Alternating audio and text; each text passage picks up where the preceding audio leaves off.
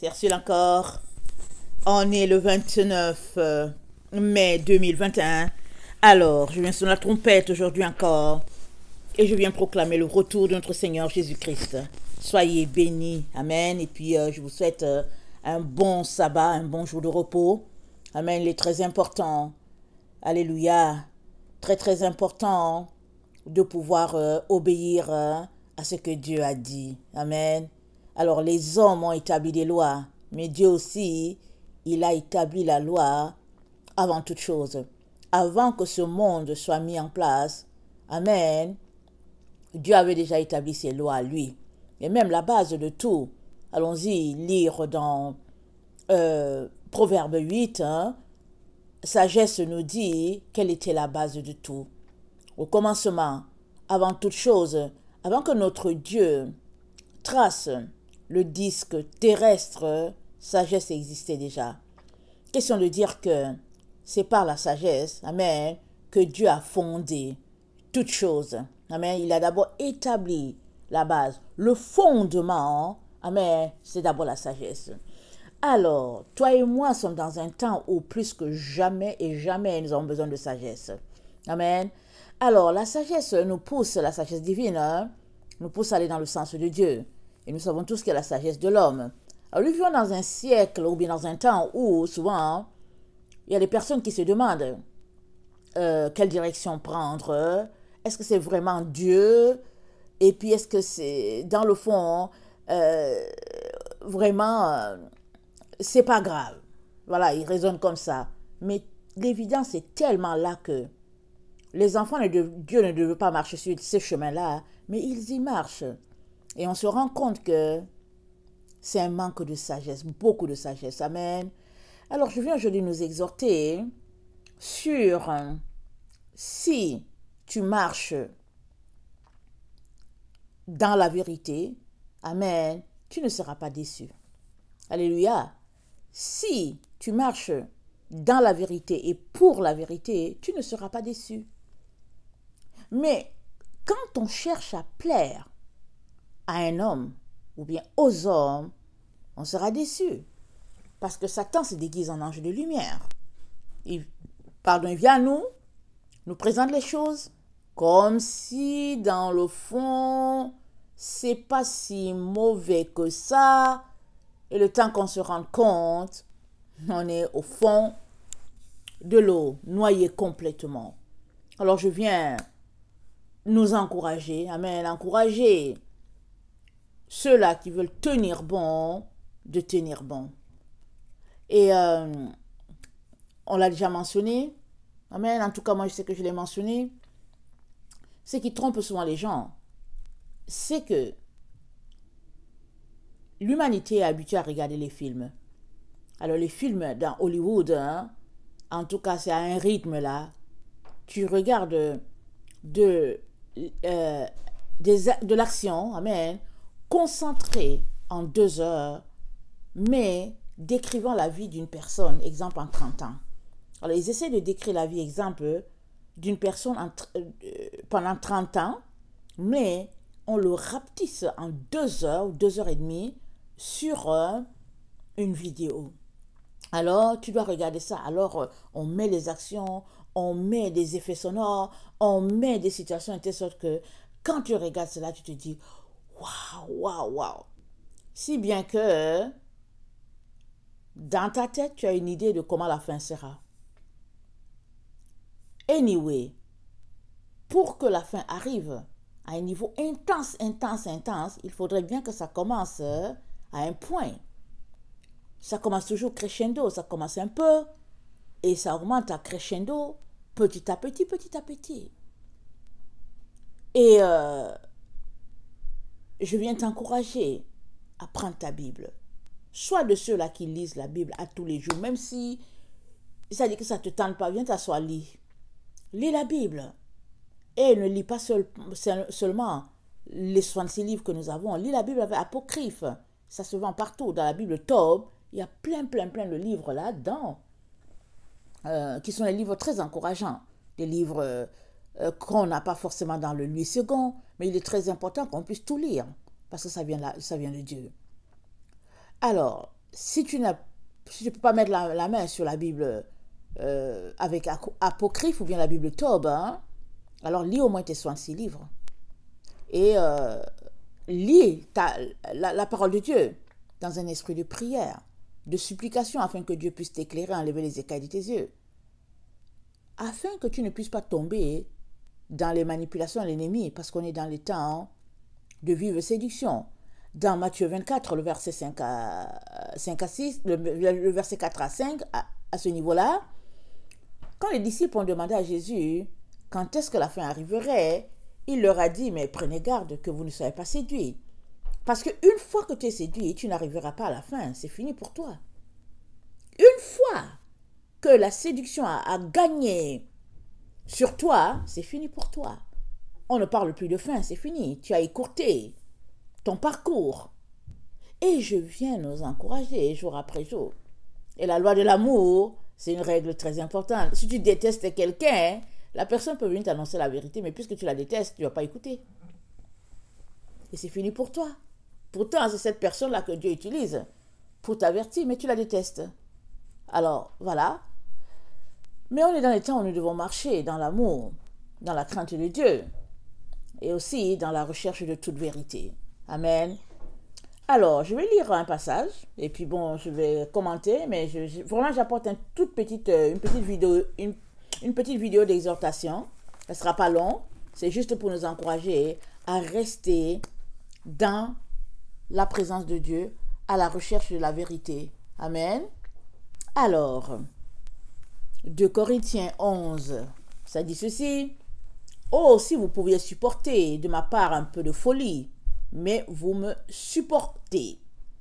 Car je suis jaloux de vous, d'une jalousie de Dieu, parce que je vous ai fiancé à un seul époux, pour vous présenter à Christ comme une vierge pure. Toutefois, de même que le serpent séduisit Ève par sa ruse, je crains que vos pensées ne se corrompent et ne se détournent de la simplicité à l'égard de Christ. Amen. Je crains que vos pensées ne se corrompent et ne se détournent de la simplicité à l'égard de Christ. C'est Paul qui nous parle. Amen. Paul a persécuté l'église de Jésus-Christ. Amen. Il allait de ville en ville, il faisait des tapages et tout ce qu'on peut imaginer. Et Paul est arrivé à la conclusion, à la compréhension que, dans le fond, l'évangile que Jésus-Christ a apporté est un évangile très simple. Il a dit, tu aimeras le Seigneur ton Dieu, de tout ton cœur, de toute ta pensée, de toute ton âme et de toute ta force. Ça, c'est le premier commandement. Le deuxième qui lui est semblable, c'est que tu aimeras ton prochain comme toi-même. Et il nous a dit d'être parfait comme notre Père, comme Dieu notre Père. Alors si on prend juste ces 3 phrases-là, aimer Dieu de tout son cœur, toute son âme, toute sa pensée, toute sa force, aimer son prochain comme soi-même et être parfait, c'est ça que Jésus nous a dit. Si on prend juste vraiment ces 3 phrases-là, juste là comme ça, là, vraiment, si c'est à ça qu'on travaille, c'est fini. Tout se résume en ça. Tout. Mais maintenant, qu'est-ce que ça veut dire être parfait? Maintenant, qu'est-ce que ça veut dire aimer Dieu de toute son âme, de toute sa pensée, de toute sa force? Qu'est-ce que ça veut dire? Aimer son prochain comme soi-même. Qu'est-ce que ça veut dire? Parce que si on se concentre juste là, sur ces 3 points-là, je vais vous dire qu'il y a du pain sur la planche. Il y a du travail. Dans nos cœurs, dans notre personne, il y a du travail. Mais seulement, l'être humain nous a tellement compliqué la vie. Et Paul est le premier qui nous dit ça, parce qu'il dit l'évangile de Christ est tellement simple. Et c'est vrai que c'est d'une simplicité. Quand tu arrives à comprendre ce que Christ nous a dit, tu te dis, mais voyons donc, c'est juste ça. C'est juste ça. Et puis on s'en va chercher à la montagne de l'Himalaya pour venir démontrer quelque chose, alors que c'est tout simple. Amen. Parce que la doctrine de Christ, ce n'est pas la doctrine des démons. Ce n'est pas la doctrine montée de toutes pièces par les hommes et nous faisant croire que c'est cela. Non, la doctrine de Christ est les directions de notre Dieu. Christ nous a amenés, il nous a appelés à être en communion avec Dieu le Père. Et il nous a apporté la simplicité de l'évangile. Lui-même, il était d'une simplicité. Il est d'une simplicité. Lui-même, il est d'une humilité tente notre Seigneur. Vraiment, tu le vois, vraiment simple. Vraiment simple, simple. Voilà un peu. Alors, donc, l'apôtre Paul nous dit que il parle à son épouse, à ses enfants, les Corinthiens. Il leur a dit qu'il les a fiancés à Christ comme vraiment une épouse pure, là, une fiancée. Il dit vraiment, parce qu'il y avait des problèmes là-bas, les gens ont commencé à remettre en question l'autorité de Paul sur eux. Parce qu'il y a des loups qui se sont infiltrés dans l'église que Paul a montée. Et puis, ils sont venus pour démontrer aux gens que Paul, au fait, ce n'est même pas un apôtre. Que Paul, au fait, vraiment, en tout cas, c'est juste une perte de temps. Alors, Paul leur dit, mais écoutez, comment se fait-il que, avec tout le travail que j'ai fait au milieu de vous, là, comment se fait-il que quelqu'un peut facilement vous détourner? Et il leur dit, dans 2 Corinthiens 11, le verset 13 à 14, il est dit, ces hommes-là sont de faux apôtres, des ouvriers trompeurs, déguisés en apôtres de Christ. Et cela n'est pas étonnant, dit Paul, puisque Satan lui-même se déguise en ange de lumière. Il n'est donc pas étrange que ces ministres aussi se déguisent en ministres de justice. Leur fin sera leurs œuvres. Amen. La fin de plusieurs dans les temps dans lesquels nous sommes sera leurs œuvres. Et on reconnaît l'arbre à son fruit. On reconnaît la personne à l'œuvre qu'elle plante. Et quand on sera devant Dieu, Dieu regardera notre œuvre. En tant qu'ouvrier, en tant qu'enfant de Dieu, il regardera nos œuvres. Amen. C'est pour cela qu'il est dit dans sa parole, il dit, j'ai été malade. Vous n'êtes pas venu. Vous n'êtes pas venu me visiter. J'ai eu faim. Vous ne m'avez pas donné à manger. J'étais nu. Vous ne m'avez pas vêtu. Et certains m'ont venu pour dire, mais Jésus, quand est-ce que tu as eu ça? Parce que, anyway, tu n'as pas vécu dans notre époque, là. Jésus, mais quand? Mais on ne comprend pas Jésus. Jésus leur a dit, chaque fois que vous n'avez pas fait ça à quelqu'un, c'est à moi que vous ne l'avez pas fait. De quoi Jésus parle-t-il ici? Il parle d'œuvres. Il parle d'œuvres très très concrètes. C'est ça qu'il est en train de dire. Et ça, je suis en train de vous dire là, on le sait. Avec Jésus-Christ, c'est du pratico-pratique, d'une simplicité notoire. Mais souvent, on veut compliquer les choses. Si bien que, si nous nous sommes habitués à vivre pour nous, voyage, luxe, sofa aujourd'hui, on change le vert, demain on veut l'orange, après on veut le blanc. Si on a vécu comme ça, évidemment, une fois qu'on se retrouve dans une situation où on doit se priver enfin de ces choses-là, on va se dire, oh, non, non, non, non, non, non, non, non, moi, je dois voyager, je dois aller à tel endroit, je dois aller me bronzer, je dois faire ceci. On va refuser, on va se dire, oh non, non, non, ils ne vont pas venir me priver de ma liberté là. Ah non, non, non, je dois voyager. Oh, un piège. Et Satan, par ruse, a corrompu Ève. Comment? Dans le jardin d'Éden. Amen. Il a fait croire à Ève que Dieu ne voulait pas son bien. Alors il lui a dit, mais est-ce que vraiment, c'est ça vraiment que Dieu a dit? Elle dit oui. Il a dit qu'on ne doit pas toucher à cet arbre-ci là. Parce que cet arbre-ci là, il y a le bien et le mal qui est dedans. Il a dit pas toucher. Il veut juste qu'on mange l'arbre de vie. C'est ça qu'il veut. Mais l'autre, s'il n'est pas touché, il lui dit, mais non. Mais c'est parce que si vous touchez, vous serez comme Dieu. Parce que Dieu ne veut pas que vous soyez comme lui au fait. Alors, il vous fait croire à d'autres choses. Mais moi, Satan, je suis là pour votre bien. Si vous m'écoutez, Ève, si tu m'écoutes, tu seras comme Dieu. Mais Ève avait déjà en elle les attributs de Dieu. Elle était l'enfant de Dieu. Et ça dit que Dieu, elle a été créée à l'image de Dieu. C'est dit, il les a créés, hommes et femmes, à l'image de Dieu. Mais qu'est-ce qui s'est passé? Ça dit, elle ne s'est pas arrêtée une seconde pour réfléchir, pour dire, attendez. Parce que on a besoin toujours de quelques secondes pour réfléchir. C'est dit ici, Paul dit, toutefois, de même que le serpent séduisit Ève par sa ruse, 2 Corinthiens 11, 2, je crains que vos pensées ne se corrompent et ne se détournent de la simplicité à l'égard de Christ. Pardon, je crains que vos pensées ne se corrompent. C'est quoi la corruption? La corruption, c'est la pourriture. La corruption, c'est quelque chose qui devient avarié. Ok? C'est atteint de puce, c'est atteint de verre, c'est atteint, c'est infect, ça sent et on ne peut rien faire avec. Souvent, hein, on n'a pas besoin de savoir qu'une tomate est gâtée. Souvent, la tomate est là, dans ton beau plateau, c'est beau et tout, mais en dessous, c'est déjà fini. Mais l'odeur qui sort au niveau du comptoir, la cuisine, tu te dis, mais au fait, qu'est-ce qui se passe? Mais c'est quoi qui sent comme ça? Tu te dis, mais c'est quoi? Finalement, tu tournes le côté de la tomate. En tout cas, c'est déjà atteint de moisissure, c'est déjà vert et tout. Mais quand il était à l'endroit, tu ne voyais rien. Tout avait l'air si beau. L'odeur qui s'est dégagée t'a dit que ça ne vaut pas la peine. Tu ne peux pas toucher à cette tomate-là. L'odeur t'a envoyé le signal. Alors, quand les pensées sont corrompues, amen, on peut le sentir par ton odeur, dans le sens que les actions que tu poses dégagent, disons, les actions que tu poses, ça sent pas bon. Ça envoie le signal. Et souvent, Dieu est tellement amour que là où il te voit partir, il envoie les rêves à quelqu'un d'autre. Il dit à quelqu'un d'autre, hey, voici. Il envoie les rêves. Mais toi, quand tu vois que l'autre a le rêve, tu te fâches. Tu te fâches, mais c'est parce que Dieu t'aime.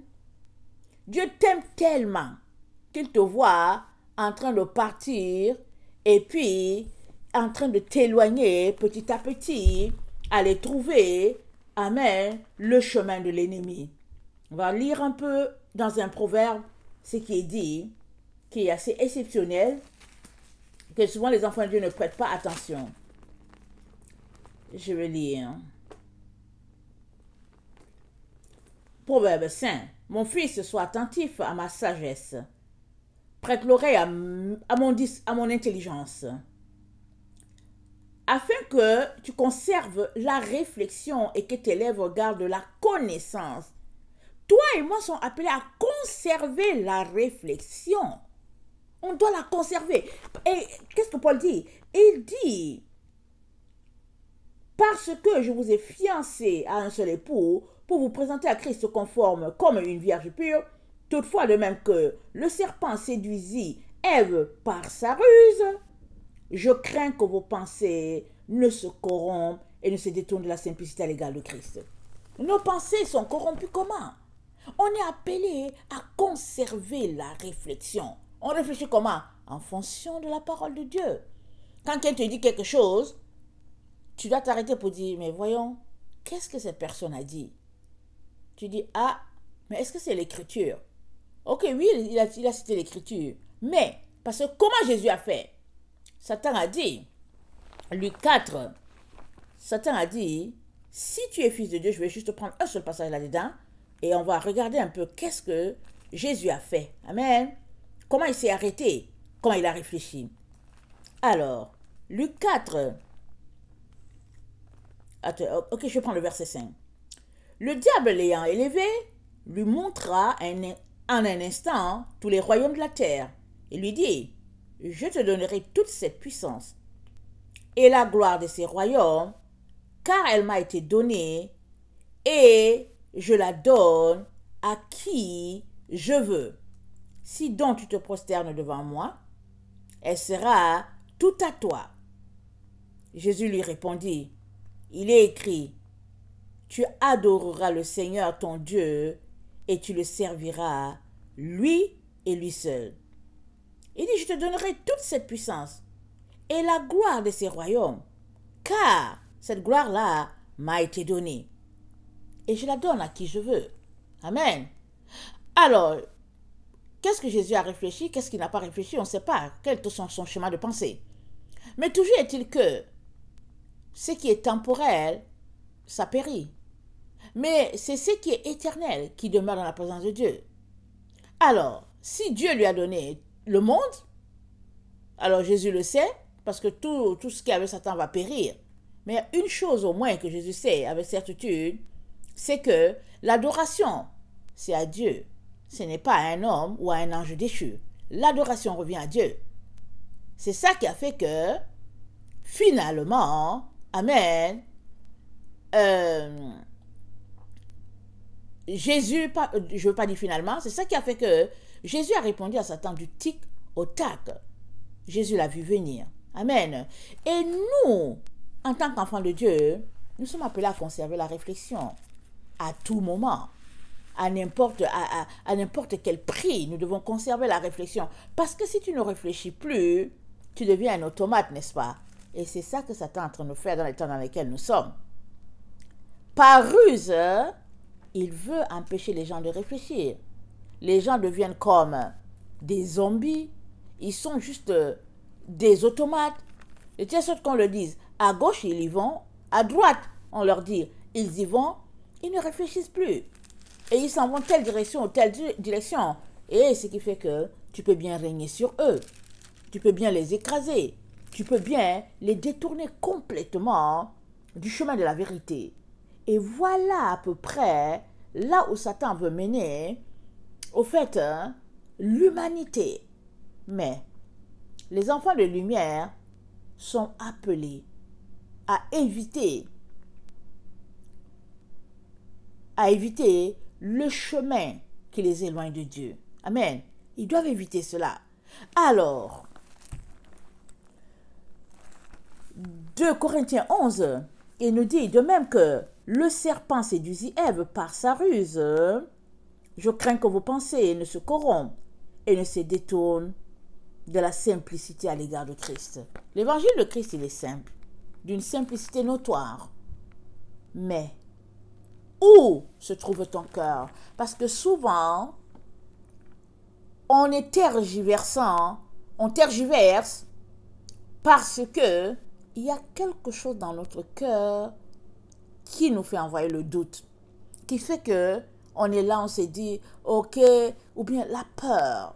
On sait que ces derniers temps, hein, en tout cas 2020, 2021, la peur a été sémée dans la population, dans le peuple. Peu importe, au niveau des médias, la peur a été sémée. Et souvent, nous savons que Satan, pour venir régner en un être humain, il sème d'abord la confusion, il envoie la peur, il envoie vraiment toutes sortes de situations.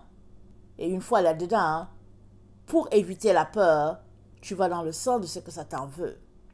Mais Dieu ne nous a pas donné un esprit de timidité. Il ne nous a pas donné un esprit de peur.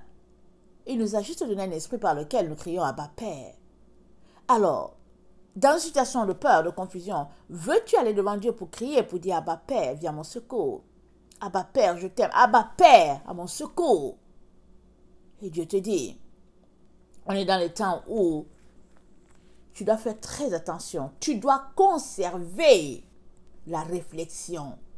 Très, très important. Une personne qui réfléchit constamment à ce que Dieu a dit ou à ce que Dieu n'a pas dit, cette personne-là, elle est appelée sage. Parce qu'en réfléchissant, elle finit par trouver le chemin qui mène au Père. Dieu peut te dire là tout de suite, il dit, oh, non, écoute là, va vers droite. Tu te lèves, tu t'en vas. Faut aller. Tu entends, tu dis, Seigneur, c'est moi, vas-y. Tu t'en vas. Tu n'es même pas arrivé au bout qui te dit, ok, va en direction sens transversal. Tu te dis, mais Seigneur, il dit, va seulement, continue, va seulement, change, va dans telle direction. C'est Dieu le Père. C'est la voix de l'Esprit. Il est très important de demeurer vraiment à l'écoute du Seigneur, à demeurer dans l'humilité, à demeurer dans la soumission, à demeurer tranquille, obéissant à la voix de l'Esprit. Alors, ça nous dit au verset 3, on est dans Proverbe 5, car les lèvres de l'étrangère distillent le miel, et son palais est plus doux que l'huile, mais à la fin, elle est amère comme l'absinthe, aiguë comme un glaive du tranchant. Ses pieds descendent vers la mort, ses pas atteignent le séjour des morts. Afin de ne pas considérer le chemin de la vie, elle est errante dans ses voies, elle ne sait où elle va. Et maintenant, mes fils, écoutez-moi, et ne vous écartez pas les paroles de ma bouche. Éloigne-toi du chemin qui conduit chez elle, et ne t'approche pas de la porte de sa maison. de peur que tu ne livres ta vigueur à d'autres et tes années à un homme cruel, de peur que des étrangers ne se rassasient de ton bien et du produit de ton travail dans la maison d'autrui, de peur que tu ne gémisses près de la faim quand ta chair et ton corps se consumeront, et que tu te dises, comment donc ai-je pu haïr la correction, et comment mon cœur a-t-il dédaigné la réprimande? Comment ai-je pu ne pas écouter la voix de mes maîtres, ne pas prêter l'oreille à ceux qui m'instruisaient? Peu s'en est fallu que je n'ai éprouvé tous les malheurs au milieu du peuple de l'assemblée. Amen. Alors, on va s'arrêter un peu là. Alors, il dit de peur, attendez, éloigne-toi du chemin qui conduit vers une telle femme et ne t'approche pas de la porte de sa maison. Alors ici, on va parler de doctrine. Parce que quand la Bible parle souvent de femmes, il parle de doctrine. Amen. Comme la femme d'Apocalypse 12, elle représente vraiment le groupe de ces enfants-là qui marchent dans la pureté de l'évangile de Christ. Ceux qui ont épousé la vraie parole, la vraie semence, ceux qui l'ont épousée. Amen. Et maintenant, il y a la femme d'Apocalypse 17, amen, qui porte toutes sortes de blasphèmes. Parce que elle est corrompue. Amen. Et toi et moi, dans les temps où nous sommes appelés à nous départir de tout ce qui est souillé, de tout ce qui n'est pas de Dieu. Nous sommes appelés vraiment à nous séparer. Et ça, c'est à tous les niveaux. Et la sagesse, l'Esprit Saint, ici dans le texte de Proverbe 5, nous dit de ne pas aller vers une telle femme, de ne pas aller vers une telle doctrine. Alors, prenons la doctrine ou bien la femme et mettons le nom Jézabel. Jézabel, Dieu nous a réprimés. Il a dit, tous ceux qui commettent l'adultère avec Jézabel, en tout cas, il les jettera sur un lit de mort. Amen. Mais Jézabel, c'est un esprit, parce que Jézabel a vécu, elle n'est plus de notre temps. Son esprit continue de courir sur la terre. Jézabel, c'est un esprit contraire à Dieu. C'est un esprit qui combat les choses de Dieu. C'est ça, Jézabel. Elle combat tout ce que Dieu est en train de faire. Et puis, elle va contre tout ce que Dieu est. Sa lumière, la vérité. Elle combat Dieu sur tous les plans, Jézabel. Et Dieu nous dit, si tu es mon enfant, éloigne-toi d'une telle femme. C'est ça qui est dit ici. Il dit, éloigne-toi du chemin qui conduit chez elle et ne t'approche pas de la porte de sa maison. Ça veut dire quoi? Ça veut dire que quand tu es en train de parler avec quelqu'un là, si tu entends ce qu'il te dit là, que ça titille un peu, en tout cas, recule un peu, va devant Dieu, demande-lui, Père, mais est-ce que ce que cette personne-là me dit, ça vient de toi ou pas? Il te dira, oui, ça vient de moi, hein. Va prier pour la personne, ça vient de moi, mais va prier. Ou bien il te dira, c'est pas de moi du tout. Il te dira quoi faire. Mais n'embrasse pas toute pensée qui vient, tu ne sais d'où. Surtout que nous, les enfants de Dieu, nous n'obéissons pas à d'autres voix que la voix du Saint-Esprit. Mais qu'est-ce qui a pu t'arriver, mon frère, ma soeur, pour que aujourd'hui, ce ne soit plus le Saint-Esprit qui te parle, mais que ce soit les médias qui te parlent. Mais qu'est-ce qui a bien pu t'arriver? Tu peux juste réfléchir là, demander pardon à Dieu, te repentir, venir pour dire, Seigneur, vraiment ce que j'ai fait, c'est pas grave. C'est grave. Seigneur, ce que j'ai fait, c'est grave. Je n'entends même plus ta voix, j'entends juste la voix des médias, Seigneur. C'est grave. Tu devrais arriver là. Tu devrais te repentir. Alors, Satan se déguise en ange de lumière. Et il a corrompu Ève au niveau de ses pensées. Le même scénario, le même schéma, la même formule. C'est ça qui est utilisé encore aujourd'hui. Mais, gloire soit rendue à notre Dieu, de ce que il nous dit, voici l'ancien chemin, marchez-y. L'ancien chemin, c'est quoi? Les chemins du commandement de Dieu. les préceptes de Dieu. Toi et moi ne pouvons pas vivre sans la parole de Dieu. C'est notre nourriture, c'est notre tout. Nous ne pouvons pas vivre sans ça. Nous ne pouvons pas. Mais où en es-tu avec cette parole-là, cette vérité-là que je viens de sortir par l'Esprit de Dieu? Où en es-tu? Si tu penses que tu peux vivre même sans la parole de Dieu, alors tu iras écouter les philosophies de ce monde. Mais si tu penses que la parole de Dieu c'est tout pour toi, alors tu jetteras tout ce qui viendra à toi qui n'est pas de Dieu. On ne peut pas s'amuser. Mais est-ce que pour du pain, tu sacrifieras ton âme? Pour du pain, pour un billet d'avion, sacrifieras-tu ton âme? Vraiment. Pour une, entre guillemets, belle maison, vas-tu sacrifier l'âme que Dieu t'a donnée? Jésus a dit quoi? À quoi sert-il à un être humain de gagner le monde entier si cette personne devrait perdre son âme? À quoi, mon frère, ma soeur, cela te sert-il?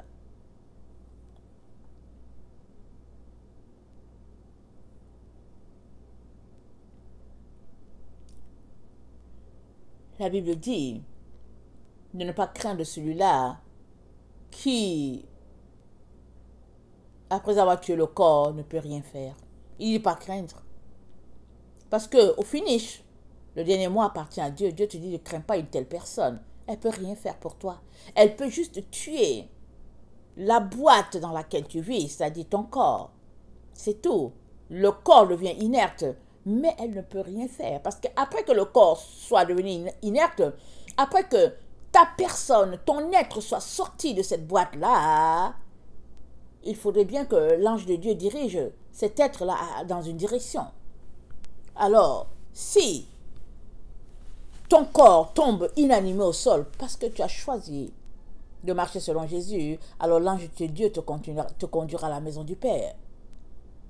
Mais si ton corps sort vraiment de cette boîte-là, inanimée, et que tu as été, ou bien tu as marché en ennemi de la croix, tu te retrouveras de l'autre côté. Alors, qui est perdant? C'est toi. Et le Père ne veut pas cela pour nous. Alors il nous appelle à une vie de sagesse, à une vie de renoncement, à une vie de sacrifice. Je viens nous encourager à souvent pratiquer le jeûne. Vous savez, le jeûne, dans le jeûne, on a envie souvent de faire certaines choses, mais on ne peut pas. On ne peut pas. Je ne sais pas quel jour, là, il y a mes enfants qui sont allés quelque part, ils ont acheté quelque chose, et puis ils ont dit, ah maman, on va prendre pour maman, elle aime ça.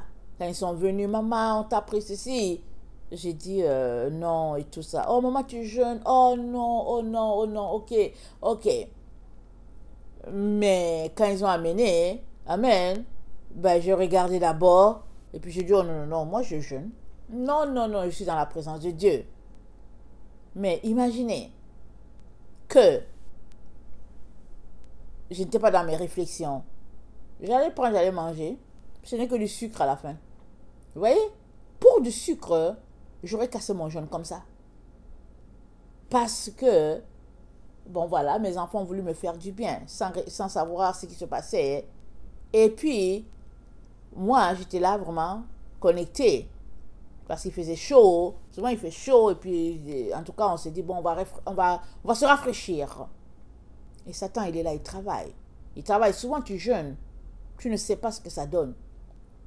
Tu jeûnes et puis tout semble normal. Mais dans le monde spirituel, alléluia, la victoire a été acquise. Dans le monde spirituel, il y a un combat qui a été déclaré. Et dans le monde spirituel, tu as été déclaré vainqueur. Mais à ton niveau, tu n'as rien vu. Tu n'as rien vu, mais ça ne veut pas pourtant dire que Dieu n'a pas agi. Alors, pratiquons l'abstinence. Pratiquons de ne pas manger, de ne pas faire certaines choses pour la gloire de notre Dieu. Ça nous aidera à développer, amen, des pratiques de pensée, amen, des exercices dans notre tête, vraiment des exercices rapides pour savoir, mais est-ce que c'est utile, cette chose-là que la personne me dit, cette chose que la personne me propose, à quoi cela me sert-il? Mais est-ce que ça vient de Dieu, Seigneur? Est-ce que ça vient de... Pratiquons. Amen. Exerçons-nous à être trouvés des enfants obéissants. Exerçons-nous. C'est une affaire de pratique. Imaginez un enfant que l'amant dit, hey, lève-toi, ramasse tes affaires. Il dit, oh non, je ne fais pas. Et puis l'amant vient lui donner bisous. Oh non, mais tu es tout mignon. Il n'a pas répondu et puis tu lui dis qu'il est mignon. Ok? Demain, tu dis, hey, ramasse tes chaussures. Oh non, tout ça. Tu lui dis, ah ok, d'accord, je le fais pour toi. Mais qu'est-ce que tu penses que cet enfant va devenir? À ton avis, qu'est-ce que cet enfant deviendra? Puisque hier, tu l'as dit de se ramasser, il ne s'est pas ramassé, tu lui as donné bisous. Aujourd'hui, tu l'as dit de faire ceci, il n'a pas fait. Alors, tu penses que demain, il va faire quoi? En principe, un enfant te dit que, oh non, qu'il n'a pas fini de jouer. Tu arraches tous ses jouets. Tu lui dis, donne-moi ces jouets-là et tu vas faire d'abord la commission que je t'ai demandé. Donne-moi ça. Donne-moi ça. Va faire la commission. Quand tu auras fini de faire la commission, tu viendras, je te donnerai ça après 2 heures. Parce que tu as osé t'opposer à ce que je t'ai dit. Je suis ta maman. Tu as osé. Demain, l'enfant va réfléchir encore avant de te dire que, oh non, je m'en vais d'abord faire ceci quand tu l'envoies. Amen. Et on est des enfants pour notre Père. Et on est dans les temps de ruse intense. On est dans les temps de grande séduction, de manipulation. C'est-à-dire, on est dans les temps où vraiment les pensées sont tordues, sont torpillées de partout là. Tu es là, tu es dans une situation et puis l'autre va te dire, écoute, c'est pas grave là. C'est pas grave. Mais que dit l'Esprit de Dieu? Pendant qu'il y a une pensée qui te dit c'est pas grave, mais que te dit l'Esprit de Dieu dans cette situation où tu te trouves? Va dans le sens de l'Esprit de Dieu. Prends ta Bible. Viens, humilie-toi, demande pardon. Parce que tout part de la pensée. Si tu as posé une action, si tu poses un acte, c'est parce que ta pensée t'a conduit là-bas. Avant de poser un acte, la pensée nous y conduit. Alors, refute déjà cette pensée mauvaise-là. Et l'acte ne suivra pas. Mais si tu gardes la pensée en toi, tu l'arroses, tu la nourris, elle va germer. Elle va devenir un grand arbre. Et la pensée va produire des fruits. La chaise où tu es assise là, c'est parti d'une pensée. Si l'avion existe, c'est parti d'une pensée. La voiture dans laquelle tu es, c'est parti d'une pensée. Tout part d'une pensée. Et la pensée germe, ça grandit et ça devient quelque chose de concret. Ça devient un acte. Amen. Que le Seigneur bénisse sa parole, qu'il nous donne d'être des gens qui pratiquent la parole et non des gens qui écoutent, comme a dit l'apôtre Jacques. L'apôtre Jacques a dit quoi? Ne vous bornez pas à écouter la parole. Il dit, mettez-la en pratique. Amen. Soyez bénis et que sa grâce vous soit renouvelée en ce jour. Voilà, le Seigneur revient. Maranatha. Amen. Je vous aime beaucoup et Dieu davantage. Maranatha. Amen et amen.